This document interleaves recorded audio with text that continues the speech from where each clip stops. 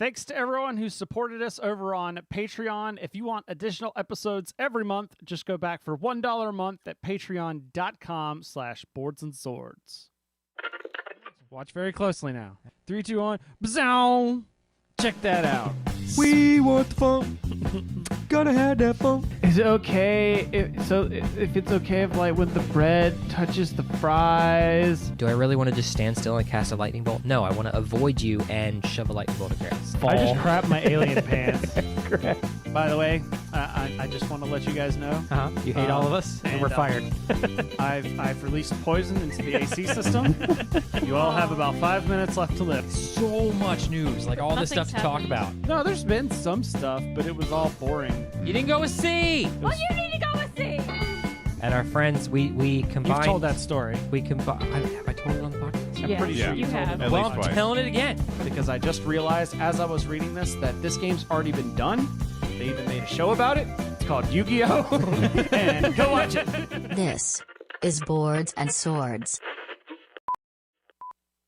Hello out there, everyone. Welcome to Boards and Swords. This is a podcast where we've got bad jokes, good folks, and some board games as well. I'm one of your hosts. My name's Chris Renshaw. I'm going to throw it to my co-host over there, Mr. Philip Herbig. Oh, hey, how's it going there, everybody? What's happening? I got to over switch to the there full in screen your- so you can see. What's that over your shoulder? What's that? Nothing. What do you mean? What's Sorry, over my shoulder? I gotta stop because like my instinct is to just like It's to reach out and crush is it. to reach out and crush it. Yeah. Okay. Yeah. Oh, this is my way too expensive toy I spent on a video game. Although I feel like you could have just gotten our friend Chris to 3D print you one of those.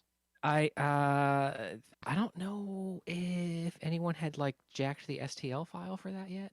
So for those that the majority of people that listen to this via audio podcasts, this past week was the Destiny 2 expansion release, and Philip, in traditional Philip style, got the like super Went deluxe whole hog. Okay. super That's what deluxe. Philip did. He did the whole fill. That's right. He did I the went whole fill one and got the complete super fill. deluxe collector's box, which got him this little. It's a ghost, if you know of Destiny, but it's a hive ghost. But yeah, so I'm gonna promise we're not gonna really talk Destiny 2 here, and I'm gonna try and keep it because I know like there's probably a bunch of people in the bonus bits that are like, stop talking about Destiny 2. First off, no. Hey, not everybody's into cool games like me and you. Yeah. And Some people have, secondly, like, lives and wives and stuff. but playing that got me to thinking. I was like, expansions. We should do a show about expansions. I'm always down for expansions. I mean, you got Munchkin Conan, you got Super Munchkin, you got Star Munchkin. Well, you got then there's like the Munchkin Valentine's 2, Munchkin, and Munchkin then like Apocalypse. yeah, there's Munchkin Apocalypse 2, Sheep Impact. That's all right. Then there's the like bonus packs that they just put out randomly. Here's 10 Yeah. cards. Go for it for Valentine's Day. Munchkin Omicron. Exactly. All right, but first we got some news to talk about.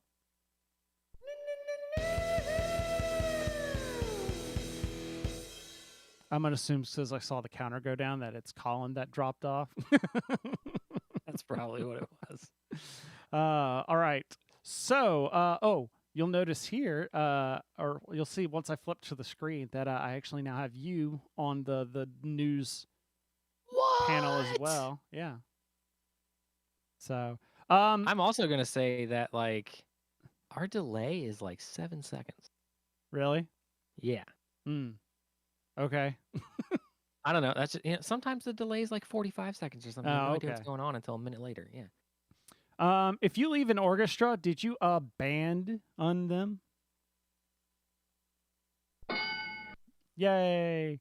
So this was weird because they did another exit announcement, but it's a return to a previous exit, and that is the return to the abandoned cabin, which I believe the abandoned cabin was the first exit that they came out with. And see, now you're like right here above me. Oh Okay. yeah, look at that. I'm poking. Look at I'm that. poking you. Ah. So Thames and Kosmos will release Exit, the return to the abandoned cabin, a new escape room game into retail in June 2022. In Exit, The Return to the Abandoned Cabin, a police detective beckons players to follow him to a cabin in the woods. This is the same cabin where sinister riddle master Dr. Arthur Funbeck locked the players up a few years ago. Dr. Funbeck has recently escaped from prison, and players must track him down. It's interesting because, like, one of the things in the Exit, and I haven't played a whole lot of them, so there's people that could probably speak to this way more than I can, is there's kind of like an ongoing, like, story about that linking kind of all of them together. But, So it's time stories. not in that sense. Okay. Like, I guess maybe similar. It's not as direct as that. Okay, gotcha. But it's more of like there's hints of like the next one in this. There might be a puzzle that might reference the next game. Okay. That like okay. that kind of thing. But just like in Time Stories, where it's not a direct impact on the game kind of thing, it's just connecting tissue. So I was kind of neat. Of course, it's funny for me because like this seemed normal to me because like with Arkham, they do like a return to. That's how they've continued to keep the cash flow in on that game. Is Okay. 2 years after a campaign comes out, they do a return to where it's like additional cards to like change things up and or make things harder kind of thing. Okay, I can see that. In fact, the recent one, it was like the Return to the Circle Undone even came with like a thing of tarot cards because there's a lot nice. of like tarot stuff in that expansion in that campaign. So they gave That's you a cool. set of tarot cards. They're really pretty looking. It's pretty neat. All right. So our next story. I met a new friend who was in the military. I asked him what his name was, and he goes, G.I. Joe. So Renegade Games Studios unveils G.I. Joe Mission Critical. It's a cooperative miniatures board game, but it's G.I. Joe themed. So I don't Yo, Joe. We need that as a button. body massage machine. Go. Oh, yes, even better. Pork chop sandwiches. And only like 5 people know what we're talking about. Right? Be up for pre-order. So this isn't going to Kickstarter, it looks like. In April 2022, players can join the Joes and battle against the ever-looming threat that is Cobra. They'll work together to thwart Cobra's plans in various locations around the globe and eventually try to take down Cobra Commander. It's 1 to 5 players and plays in about 50 to 70 minutes. MSRP has not yet been revealed. I'm gonna throw a dart at this one. I'm gonna say $80. I'm gonna say $100. $100 is probably not a bad guess, Yeah. but you'll get it for $80 online. Dun, dun. And that sound means everyone has gone over the bid. $2. All right. $1, Bob. So I'll be curious to see like because there's a lot of like cooperative miniatures board games. So it's like, what is this doing differently? Mhm. So that kind of thing. Although I'm not a big G.I. Joe person, but I know there are people out there that really love it. All I know is Renegade's got they're really milking these new properties. They've got like G.I. Joe, Power Rangers, and Transformers. So I want to know when's a Transformers miniature board game because I would be on that. If not for just the miniatures alone. Like, I don't know if I'd play the board game, but I would probably like Right? buy the miniatures and paint them. And I maybe like put them in the back here. That would be cool. No, they're gonna do a giant collaboration with Hasbro where you have to purchase the actual Transformers toys, and those are the minis you use. You know, in I'd the be game. down. Right? Just like when they did Funkoverse, I was really hoping you could just use whatever pop figures you had. Oh, right. That'd be so awesome. But they had to make them smaller, so you had to buy more of them. Oh, that's what we need. We got to put a shelf like right above or behind your head, and then I'll paint up the Megazord for you, and you can have like the Megazord figure from the Heroes of the Grid in there. Oh, yeah. I'll just put the painted one up. Oh, that's right. You did get a painted. That was the I did, pre-order yeah. one, right? It was a maybe I don't know 6 months after everyone got everything. They were like, hey, you guys want to buy this already It painted was. one? And a I bunch of want us to were like, say it was yes. like a year and a half afterwards. Because it was. Okay, that could be. I more want to say realistic, it yeah. was. I think it was a while where it was just like they hadn't heard anything for a while, so they're like, "Hey, let's get some money by just Yeah. let's get you You guys." guys want this one that's already painted? And we're like, yes, yes. Oh, speaking of which, you see, I sent you the picture of the Power Ranger stuff. They've got it at High Tide, the RPG. Oh yes, the RPG. Yeah. There was some. I've been seeing stuff in the They've been doing the a lot board of game group. releases for it because like they've been like releasing like monster stats for different things. Yeah, they've been. I don't want like milking's the wrong word because that's just like your but they are using this IP to its full potential. I don't know. I think milking's appropriate in this because I feel like milking is more of like kind of along the lines of like beating a dead horse and all that kind of stuff. well, but they did like as soon as they got the I guess it's been a little bit, but like miniatures game, RPG, deck building game. I think I mean they're really using this to its potential. They're getting the most of their money. They are. Or whatever they paid for the license or whatnot. They're getting the most of my money. Speaking of more licensing, if they made Doctor Who lollipops, would you lick them? So this I usually don't put a lot of RPG news in here, or at least kind of like just a little bit. But this kind of made a bunch of stir on the on my Twitters and in my feeds.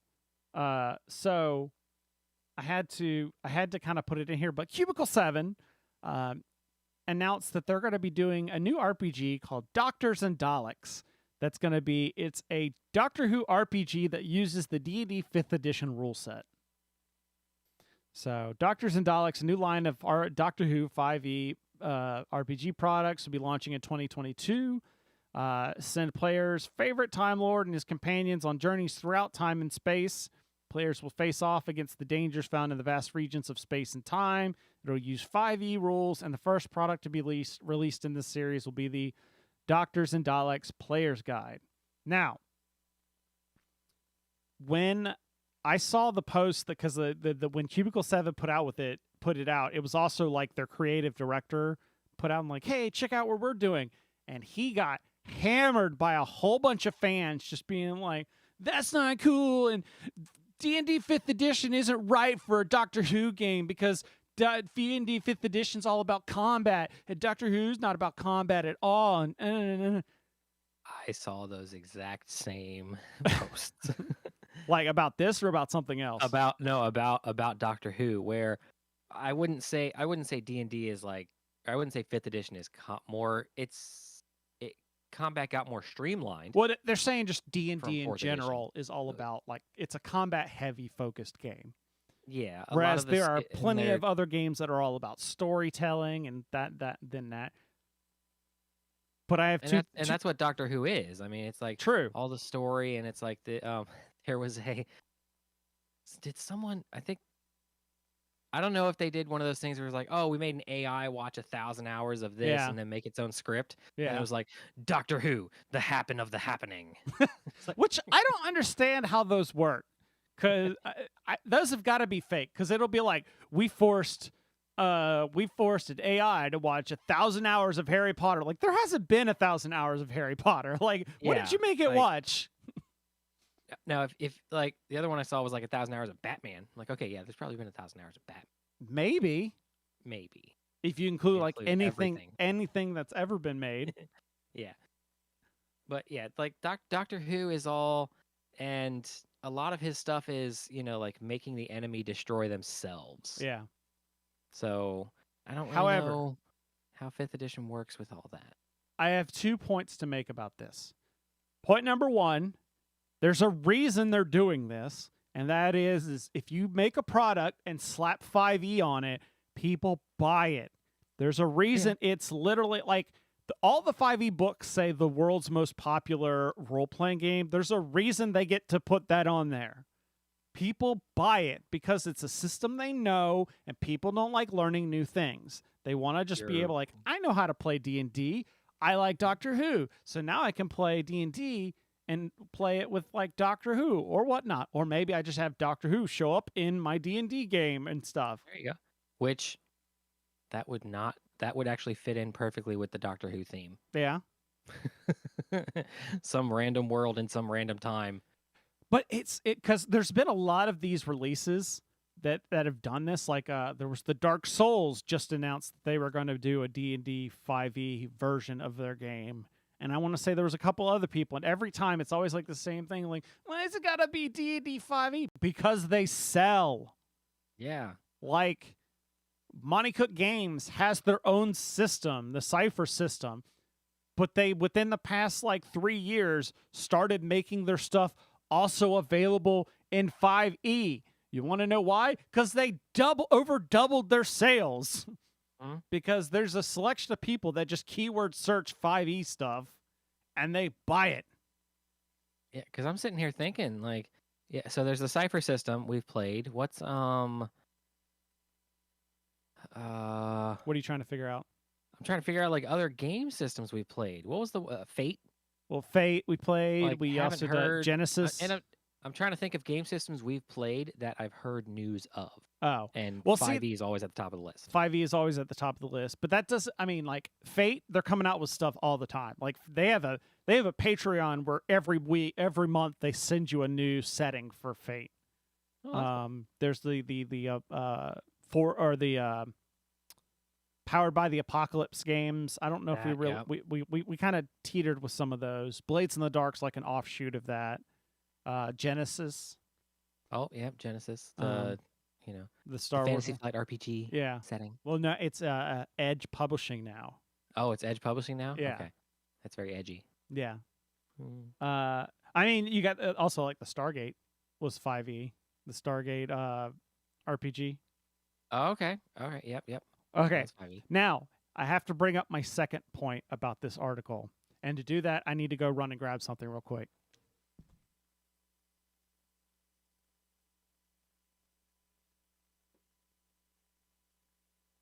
Yeah, we didn't plan this, so I don't have anything to give you guys. Sorry. This required a visual aid. And you know what that visual aid is? They already make a Doctor Who role-playing game. This is from Cubicle 7. This is a core rulebook. This is not D&D 5th edition. All right? And this book is even outdated. They have a second edition now of this game. So it's like, and you didn't know that, which is exactly the reason why they're doing this. Uh-huh. The fact that you didn't know that is why they're making a 5e version. So it's like, if you don't like it, go buy their... I mean, in essence, it's almost like also advertising for their other product, because it's like, hey, if you don't think D&D works with Doctor Who, well, we got another option for you. Oh, we've got our own system, yeah. And they're not even... This isn't even new. In It's fact... well, it's also it's also the last sentence it on is. the article. Cubicle 7 will also release a Doctor Who role-playing game 2E starter set. Yeah. And it's not even, this strategy is not even brand new. Is it? Or wait, who did Cubicle 7? Who does the One Ring?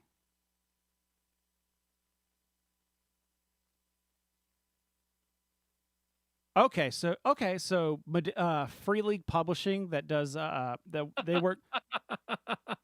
I'm sorry. So I go to Google and I type in the One Ring, and it comes up.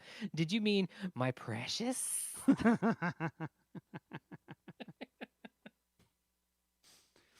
So, Free League Publishing, who does stuff through like Modifius and that kind of thing, they do like Okay. Tales from the Loop. They also have the RPG license for Tolkien. So they have an RPG called The One Ring that's a Middle-earth role-playing game. Well, they were actually one of the first licensed D&D 5e games. It was like around the time that they announced there was going to be an open source thing. Free League came out with this Adventures in Middle Earth, which is okay if you want to play D&D 5e in Middle Earth.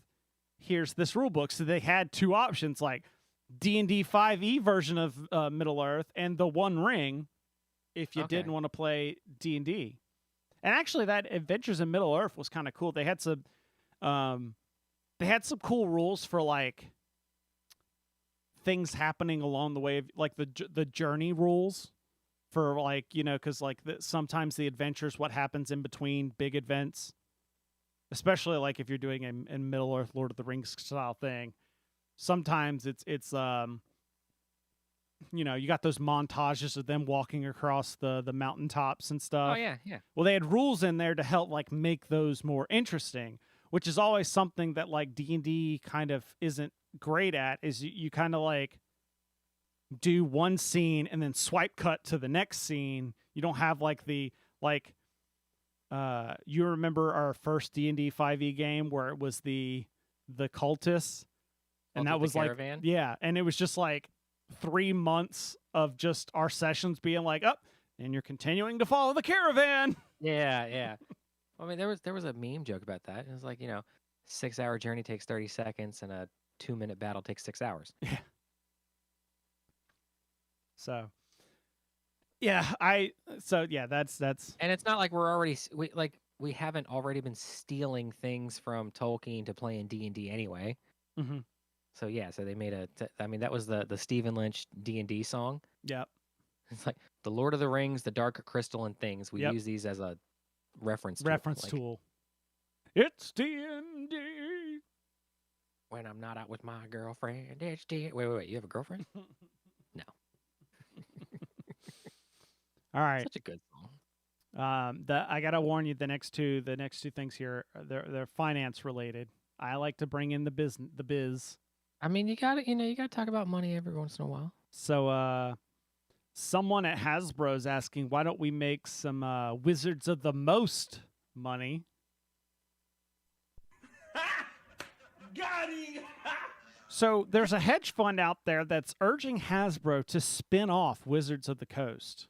Now, a lot of people took this and ran with it as a big news story which it's really just somebody that owns there's a firm that owns 2.5% of Hasbro stock. So, and this isn't like one person. This is, you know, like the firm, and then the firm owns 2.5%, and then people have like put their money in the firm, so they own parts of that 2.5% or whatever. They sent a letter to Hasbro stockholders urging that Wizards of the Coast get spun off into its own company, which it argues would be worth as much as all of Hasbro on its own, potentially doubling the value for Hasbro shareholders. Hasbro's market cap is currently around $13 billion. So as a way to gain voice for its views, Alta Fox, the management company, is nominating 5 boards to the Hasbro board of directors. The board will be elected at the company's annual meeting, blah, blah, blah, blah. So this news comes in the wake of Hasbro's latest earnings report, in which it revealed that Wizards of the Coast sales had passed $1 billion for the first time, and that it sold $950 million in tabletop games. So, like, yeah, I had saw this and was like, oh, okay, well, maybe that's because there's, like, all the D&D online stuff, or there's like, licensing. There's, like, a Magic the Gathering show coming out soon, apparently on Netflix. You got that NTG Arena. No, most of their money is still pen and paper and cardboard. So, but they saw their games grow at a blistering 44% rate in 2021. I saw this, and this is one of those that kind of like makes you scratch. Like I don't know. This is where like a lot of this is financing Richie Rich stuff. So it's what they're not saying is they don't want to spin them off to like sell them. They want, yeah. They want it to, and the only thing I can think of is like when you hear and you see, when you see like when a company, I forgot what it's called, but like when they double their stock, they like they split the stock. They split the stock, so now it's like if you have 2 shares, you now have 4 shares of the company or whatever. I have a feeling it's kind of like in that sense, where it's like you split it off, and now there's more shares that can be sold to make more money. Because like there's Hasbro, and there's all the stock, like there's X amount of stock out there for people to sell in Hasbro, in Hasbro. But if they split off Wizards of the Coast, now there's double the amount of stock available for the and the company would still be owned by the same people, so everybody's getting more money by splitting it off. And they're saying that because like Wizards of the Coast could survive on its own because it's accrued enough value. Oh, Wizards could didn't Wizards used to be on its own? It did, but I don't think it was public. I don't think it was publicly traded. I don't know. Okay. If it was publicly traded then. But then that was back in like 2000, so like it would have not been making much, like as far as stock markets go, not much money. I don't know, because like the part of me, the little bit of economics I know is like, but if you split it off, sure, there's double the stock, but then one of your stocks is now less valuable. Like, granted, it's like a drop in the bucket, but it's like time to buy though. Huh? Time to buy though. Yeah. As soon as that stock price drops, time to buy. I don't know. It just does. It's more. Does this affect your average gamer? No. Not at all. No. It's just as long as the booster packs keep showing up in stores, people are gonna. This story and the next story is just one of those, like, anytime someone's like, the board game industry or the RPG industry is a bubble that's gonna burst. Because I feel like every year people have been saying that since like 2012. Like, it's a bubble that's going to burst. It's still a bubble. No, it's a trend. It's not a bubble. It's a trend. We've officially made it past a decade. It's a trend. So, moving on to that. So, you know how, like, if you take a piece of rope, you can, like, unwind it, and it becomes all, like, various strands that make it up? So, if you were the fastest person to, like, unwind a rope and then wind it back together, would that be a record record?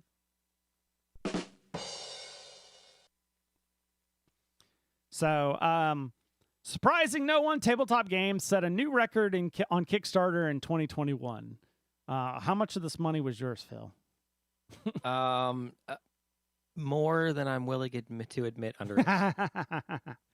So, tabletop gaming funding on Kickstarter grew 13% in 2021, from $237 million in 2020 to $272 million last year. 13% growth rate was down from the 34% growth rate in 20. So it didn't grow as much, but it's still we're still on an upward trend. We've. It was the second. What's that one pyramid where they couldn't maintain the angle, so they had to flatten it a bit? Yeah, that's what we've done here. It's the 7th consecutive year of growth. They've gone up every year since Kickstarter launch, except for 1 year, which is 2014. Projects on GameFound, the new crowdfunding platform we talked about last time with the C. Ravensburg Invest, raised $22 million in its first year alone. So if you combine that and Kickstarter, that amounts to $294 million, or 24% more than the dollars raised in 2020. All right. Over 3,500 tabletop games were funded. All right, hold on. Math time. All right, so we're going to do Kickstarter only. So 272 divided by 3,500. That's an average of $77,714 per game. Now, not everybody did that, but, because that Marvel Zombie side, that was like $7 million on its own. Oh yeah, that was like, I would love to see the difference in, hey, we're asking for 50,000 and this is how much you gave us. I want to see that difference. I mean, like, you can see broken down per game. You can see, like, all you got to do is look and it'll say 800% funded or 300% funded. Yeah, that one right there. I don't want to have to click through 3,500 games, dude. There's stats. There's websites that do stats for that. It's like Game Track or something like that. That'll show that's you right, there are. that it's like if this is what you're aiming for, this is what you need to be making every day. Yep. So, Philip, have you had a chance to play your core space game anymore? No, I have not. It is still the big pieces are still assembled in the box where I left them. You haven't even like broken it out more to assemble stuff? I haven't even broken out more to assemble. Like more of the small decorative terrain pieces and all the player tokens and all that stuff. No, I haven't even broken any of that out yet. I got to find time to, like, today was my decompress day. Yeah. Yeah, well, unfortunately for this episode, there hasn't been, because it's been mostly Destiny the past week. Although I did get, plug for the website, there's an article up there about Vampire the Masquerade and my thoughts on jumping into the Vampire the Masquerade RPG, because I've been reading that. I got another book I've been reading. I gotta do a write up on, and I did a article talking about my first impression playing the WoW Pandemic game. Okay. The Wrath of the Lich King. Ah. First spoiler for that article. Kind of like it. It's pretty good. Right. It's pretty good. Also realized that I think other than the digital game, the last time I played Pandemic was when we played Pandemic Legacy. Which is probably the same for you. Yeah. Yep, it's exactly the same. But I screwed up and I didn't realize it till halfway through. I've been playing so much Arkham and Marvel Champions and Fantasy Flight games where it's all the players go and then the enemies go, that I forgot how Pandemic plays, where it's player 1 goes, Pandemic, the Pandemic deck happens, and then player 2 goes, Pandemic deck happens, instead of everybody. So I was not drawing near. So at first I was like, man, I set this really easy, apparently. It's easy. Because there's a different difficulty. I was like, okay, this intro one's really easy. I'm like, oh, I'm only spreading like half the plague that I need to be spreading. So it's not 100% like a 1-to-1 Pandemic thing. It's like basically the chassis is the same, where it's basically like the wheels and axles are the same as Pandemic, but then they put this whole new body over it to make it look completely different. And you're playing in Northrend? Yes.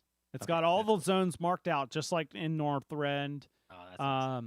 You have to quest in addition to like doing, so you have to combat. So instead of just like taking an action to fight or taking an action to clear the disease, you actually have to fight them. So there's dice in this game. Oh, okay. So like you take an action to fight and you roll dice, and depending on how many successes you get, you can deal damage to remove the plague minions, and if you don't remove enough, they'll deal damage back to you.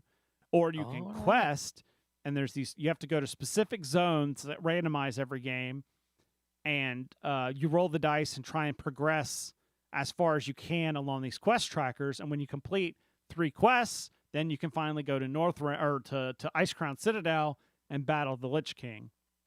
All right. The only downside is that the battle against the Lich King isn't really a battle more than it's just another quest tracker.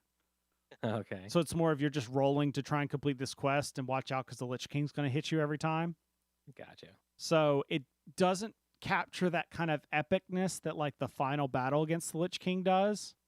But as I said in that article, I don't know how you do that in a board game, because that is like a lot of people remember that where they were when they fought the Lich King for the first time.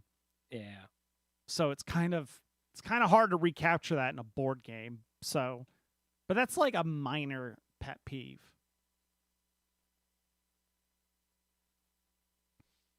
But that's the only the board gaming that I've done. However, that should change before the next episode, because cases around here have finally dropped low enough that I feel comfortable going out to do some gaming. So not this weekend, but literally like the day before our next recording, I'll there's another Escalation League starting up for Warhammer. And so that'll be the first time I'm back in the store playing Warhammer again. Although I told somebody, I was like, I may need a practice game because it's been like 3 months since I've played, and I'm pretty sure I've forgotten all the rules. Like, how do you play this game again? Wow, that's a lot of dice. How do I... Right? Like, I don't know how to play this. Am I supposed to buy more stuff again? Is that what's going on? I mean, the answer to that's probably always going to be yes. Yeah. And, like, I have a new army I could have done to build up a new army for the Escalation League, but I'm like, no, I know a lot better now how I could play the current army I have and escalate it up. So I was like, I'm going to do that instead and, like, further work on my skrills. Yep.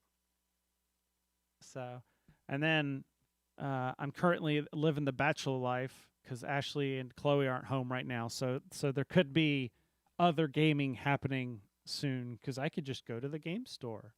That's right. If I wanted to. Meaning... Gotta grab something real quick. Gotta grab something real quick. All right.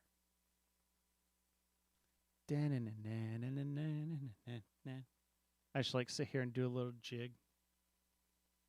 So anybody that's out in the chat room, go ahead, because we're going to talk about expansions in a little bit. So go ahead and throw out your favorite board game expansions that you, or if you even like expansions at all.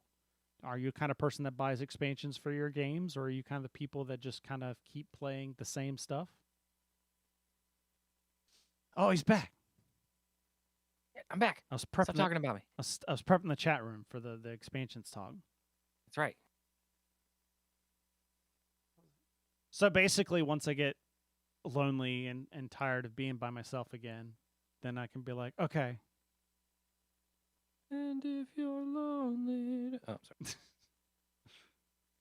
But with that, so like I said, we've been hot and heavy on some... We've been hot and heavy on some expansions recently with Destiny 2. Yeah, buddy. So I thought, hey, why don't we do some expansion talk about our favorite? And again, like we've been doing, we'll do a little video game and some board game stuff. We'll end on some board game stuff. But expansions are common in board game. Unless you're talking about an MMO, I realized as I was looking online, it's kind of hard to like a lot of expansions because usually like you're talking like sequels, not so much expansions. I want to say the first. Although when I looked up a game because I was trying to fresh my memory on like possible expansions I've played because I looked at lists and I was like, not played that or that or that. Somebody put the Sonic and Knuckles game, and I was like, that is technically an expansion because if you remember for Genesis, the Sonic and Knuckles game could like open up the top and you could put in like Sonic 2 and it was now like Sonic 2 and Knuckles where like you were playing as Knuckles in Sonic 2. Yep. So that's kind of like the first that I came up with as far as like an expansion to an existing game kind of thing. The first two expansions I would say that I ever played were Brood War. I was wondering if it was StarCraft. And Lord of Destruction for Diablo 2. Because those were you had to have StarCraft and you had to have Diablo 2. Yep. And when I was looking up lists for like best expansions or DLC, a lot of them were using it. Brood War and Lord of Destruction were like in every single list. Yeah. So that. Although what's really astonishing is if you go look it up, StarCraft and Brood War came out the same year. Ah. I think it was 97, 98. Like, that's unheard of for Blizzard nowadays. That is. It took well, I mean, it took 10 years for StarCraft 2 to come out. Yeah. And even then it took like 5 years for all the expansions to that to come out. Yeah, and those were. And see, you can't mention the word expansions without talking about World of Warcraft. Yep. Now, of course, like most people are going to say, Wrath of the Lich King was their favorite expansion, which there's some good reasoning there. The only reason I didn't put it as my favorite expansion is I wasn't there for release. I came in kind of at the tail end of like around when the Lich King raid actually opened up. That's around when I was jumping back into World of Warcraft. Okay. So I didn't get that full experience. Like there was that plague that they released in WoW that they talk about, like Oh, the the corrupted one where blood. like people were logging in and purposely spreading it and all that kind of stuff. Yeah, and... where you could spread. It was limited into a dungeon area, and it got spread out of the dungeon and contaminated like a whole bunch of people, and to the point where they had to kind of like shut down and reset the servers because people were just spreading, and you like instantly died or something like that. I think that was a pre-World of War or pre-Wrath, like lead up to Wrath of the Lich King. But for me, I think the best expansion that because another one people say is Legion, but again, I didn't experience Legion. I've played it now after the fact, but I wasn't there for when it was hot and heavy. I think the first one that I was there for like most of the time. I mean, you could always say your first, and that's Burning Crusade. Yeah. But I think WoW Mists of Pandaria. That was it for me because like everybody expected that to be kind of a joke because it was like ha ha ha Kung Fu Pandas. But like I think they did a really cool job with like the story and kind of working you through the different zones and areas. Oh yeah. I definitely Pandaria was cool because like you got me in on it in Cataclysm. Yeah. And like the only and I mean I let my account lapse now, but like the only thing I wished, and they did finally do it with WoW Classic, was like you were telling me stuff like, yeah, this whole thing is underwater. Didn't used to be underwater. Yeah. I'm like, well, you know, it'd be great to kind of see that not underwater. That'd Yeah. be kind of cool, guys. And they actually have bits of that in the game now, where in one of the later expansions, like Jaina got pissed off at Sylvanas and like basically destroyed Undercity. Okay. But there's things that you need to get in Undercity. Undercity. So there's like a dude that stands right near the edge of where Undercity used to be, and you go on and be like, oh hey, if you'd like to see what experience Undercity as if it was back in the day, just click this button, and then it phases you into what Undercity used to be like. Okay. It's kind of like what's it? Master Chief Collection on the Xbox. Yeah, where you click the button, you could do the old graphics and the new graphics. You're like, so many polygons. Stop it. That's horrible. And then I never played Diablo 2. Well, I mean, I did like 15 minutes of Diablo 2, but like I was big in Diablo 3, and Reaper of Souls was a big, huge deal for Diablo 3 because it kind of changed the game as far as making that game more replayable because it added the adventure mode where you could just go running and doing rifts and stuff. Oh, that's cool. It made the game, it kind of gave it the shelf life now that it has, where you can just go and play and hack and slash stuff. Did you ever play Diablo 3? I think one time with you. Okay. To like we ran around and did something, and because it was a free character, so the only thing I could do was a wizard with like chain lightning or something like that. Gotcha. Yeah, I've got it on like 2-3 different platforms, especially like the Switch. We'll have to couch co-op that sometime. I was actually looking at getting a Switch. Oh. Because I saw this thing on Kickstarter for actually I don't know if it's still there. Let me see. Kickstarter. That new Pokemon game's really got you going. It does not.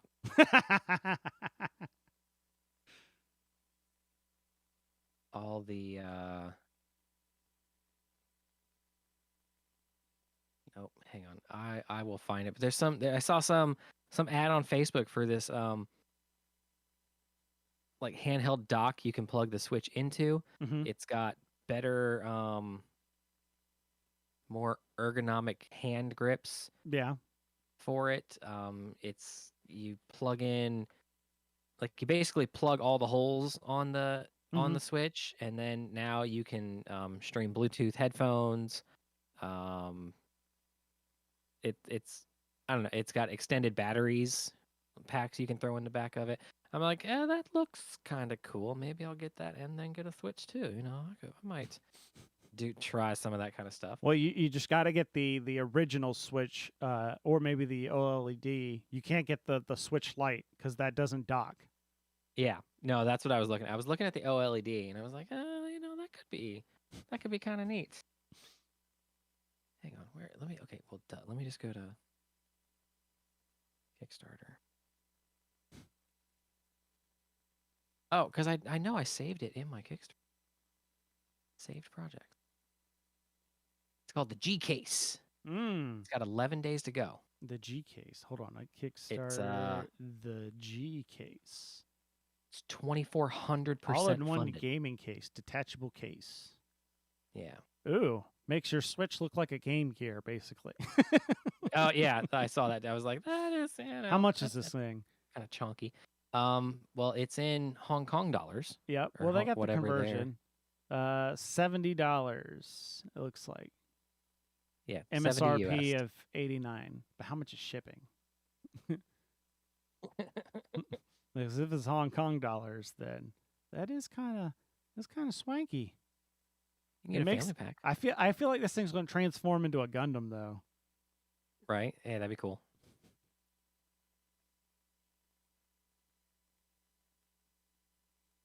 All right. So that's a lot of video games, but let's steer it back to some board games. It was weird. I think that the first thing I thought of, because I was sitting down thinking about this, because it's like, again, what do we consider expansions? I don't know if I'm considering, like, do I consider Arkham Horror and all the things expansions?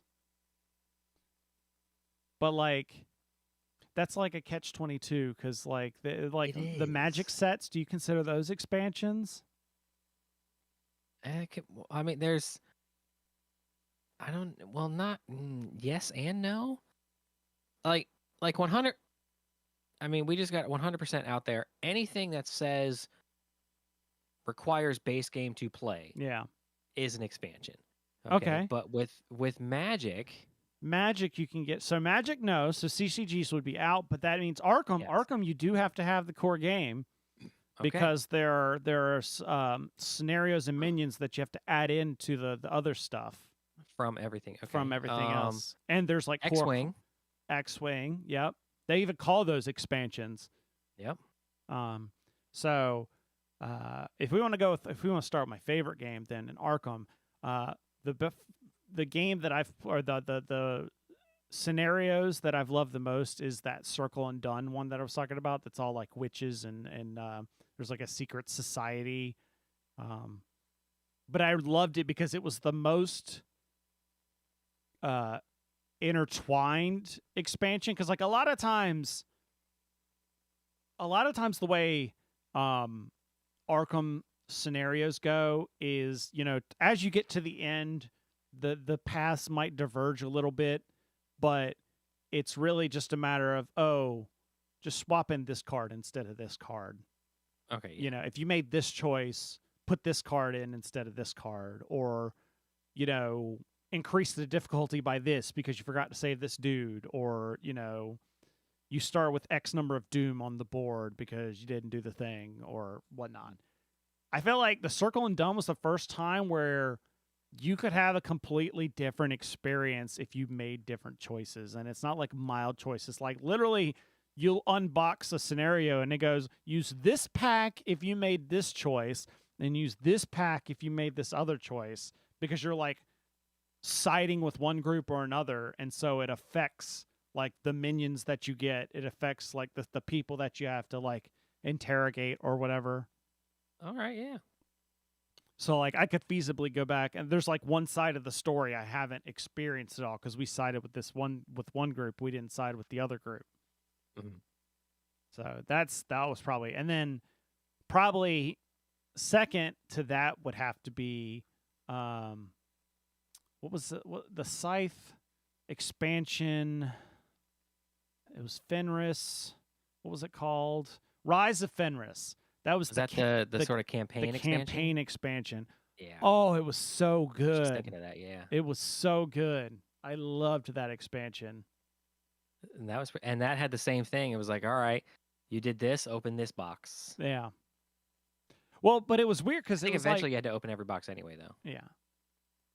But it was weird because it was like, how are you going to turn? Because like that makes sense for like a legacy game. You get that kind of experience. But it was like, are we real? How are you going to add that to Scythe? And they did it, and it did actually really well.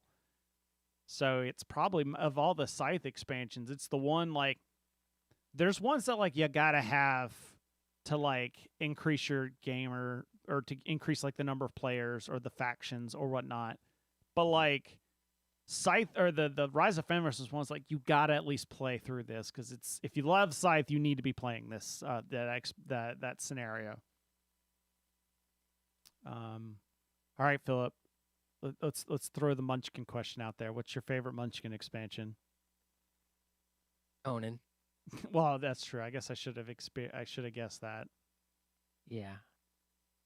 Conan, just because of the birthright card. Yeah. It's a constant cheat because Yeah. you're a barbarian. Do whatever the hell you want. Actually, I really liked In Space. Oh, I with the banana fanafo phaser. yeah, phaser, Just taser, bobazer. keep adding bits and pieces to it. Yeah, that was fun. So I popped this. It was a little late, but I popped this into our Slack, talking about best expansions for games. Just a reminder that you should go to boardsandswords.com/Slack and join our awesome community and talk and give us show topics and stuff. I've already got a running list of some that we're going to talk about in the future. But Beetle mentioned that he's heard several people say that they don't play Lords of Waterdeep without Scoundrels of Skullport. That's something I've heard of a lot too, which makes sense because Lords of Waterdeep was like a very bland, generic kind of game with just a D&D theme. And Skullport added this kind of corruption track, so you had to be kind of careful about what you did because you didn't want to advance too far on the corruption track.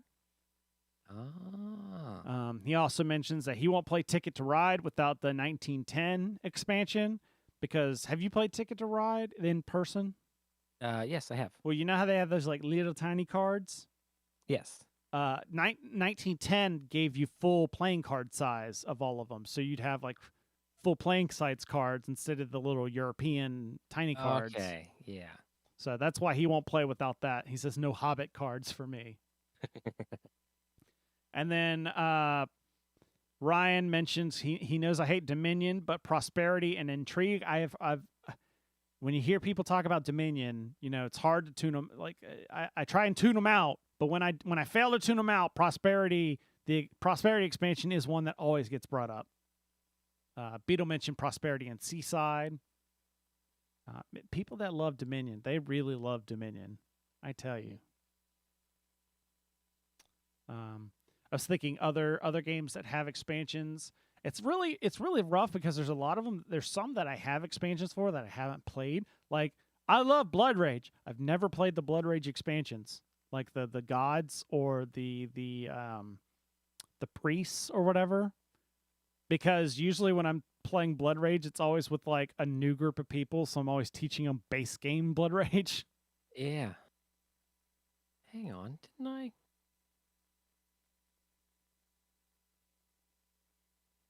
But when it comes to another game that you and I both enjoy, Arcadia Quest, I think my favorite expansion there would be the Pets.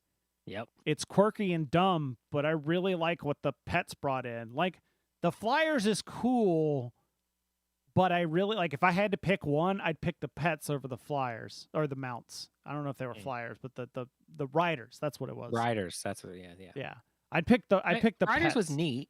Riders was neat, but the Pets kind of gave you this like passive buff. Yeah. That kind of like helped you out instead of like the Riders is like, here's extra hit points basically. Mm-hmm. And they're like completely adorable. So I can't say no to the completely adorables. Yeah. Root's another one that expansions are kind of needed because you'll quickly you'll quickly get old of the base game probably soon, since there's only the 4 expansions. But Wow. especially if you are playing it solo, or if you're like I talked a long time ago about like playing it co-op with another player versus a computer or like an AI. You need the Clockwork expansion, because the one that comes, the AI rules that came in, like the Riverfolk, I think it was, the solo rules, are garbage, and you will lose every time to the AI. So you need the Clockwork expansion, because they basically redid. They got some outside help to redo their solo rules. Okay. And there's now like full sets of, because in the old rules is like you could only play the cats solo, or like you could only have the AI be the cats. Now they made AI rules for everybody, There you go. so that you could go through and play all the different ones. Philip's got a ton of expansions for his Power Rangers game, but he's not even played them. Oh, I have not. We played. I went with another Chris, and took everything over to his house, but we just pulled out like the base game and played some stuff. Lost every time, but it was fun playing it just to see like how stuff works. And like, yes, we definitely need to at least do a 3-person each playing 2 Rangers, or 6 people each playing 1 Ranger. Right. Does it play up to 6? Yep. Okay. It can play up to a full team of 6. Oh, other games that need expansions, Star Trek Ascendancy, because it's hard to find just 3 people to play that game. Well, it does have expansions. I know. I'm saying, but you need them, because out of the box, it only has out 3. of the box, the 3. It's only 3 players. So you almost like, it's easier to find 4 people than it is to find 3 a lot of times. Role player, those are expansions I really like. The add in the monsters that you fight. Mm-hmm. I haven't I got the new expansions. The Minion, there's like a Minions thing. Minions and something else. I want to say it's like, I forgot what the other. It's something in Minions, I think it is. Okay. But I haven't played that. That's and then the big box expansion. But yeah, I'm like looking over at the at the shelf, trying to figure out what else. Well, so you got the X-Wing. You didn't mention what was your favorite ship expansion in X-Wing? Oh,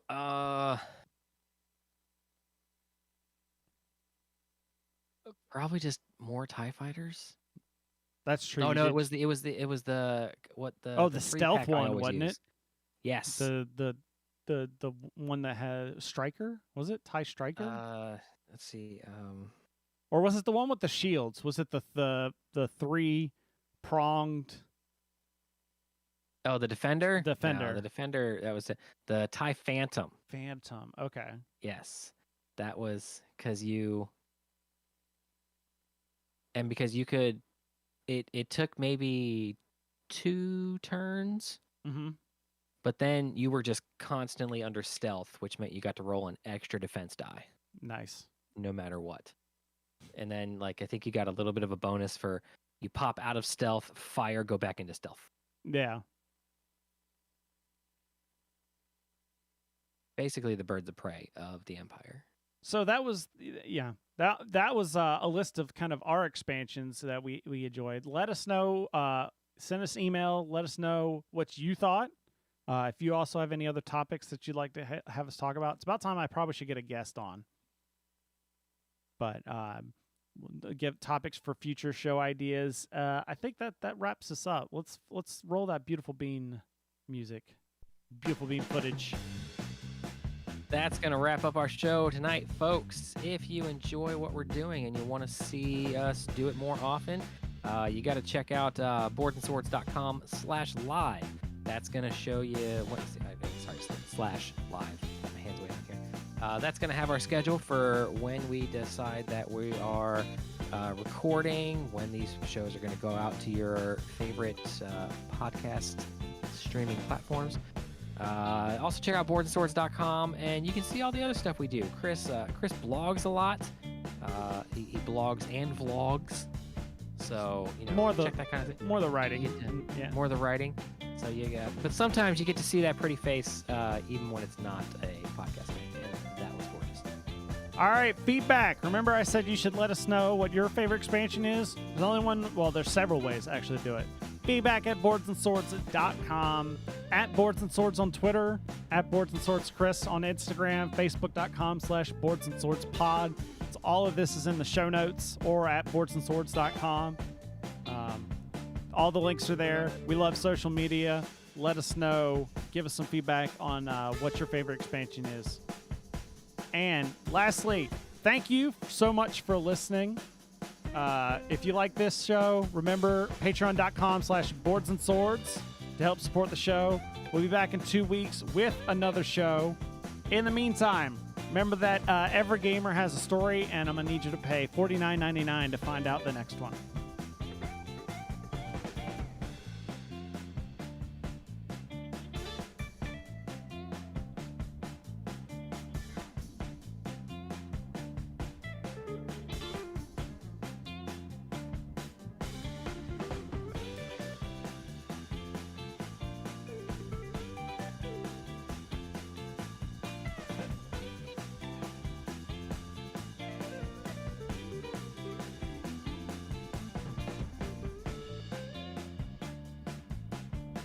Wow, we really went short. This is the longest I think I've ever had this go. Yeah. You should have just cut it, faded it out. Oh, there it goes. Yeah, it's gonna fade on its own. I love. It always seems like at the end of the show is always when we get like people. Oh, I just need people to coming in like. saying hi. I need to like stream. I need to start the stream and then just go leave for like an hour, and then like we'll start the show. So yeah, I'm gonna kill us. Start the stream at 6. That's what I'm saying. Start then- at Yeah, there you 6, go. and I'll just have the screen up for an hour that just says like, "Please stand by." All right, I'm gonna kill the stream now.